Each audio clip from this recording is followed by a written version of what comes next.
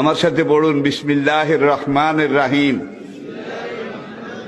আস্তাগফিরুল্লাহ রব্বি মিন কুল্লি যামবিন ওয়া আতুবু ইলাইহি লা হাওলা ওয়ালা কুওয়াতা ইল্লা বিল্লাহিল আলিয়্যিল আযীম।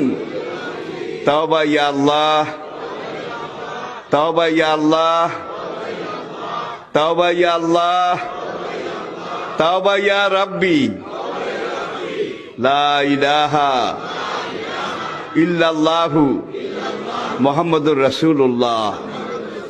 আল্লাহর কসম, পিছনের জীবনে সব গুনাহ আল্লাহ মাফ করে দিয়েছে এই তওবার কারণে, সব মাফ করিয়া লাইছে।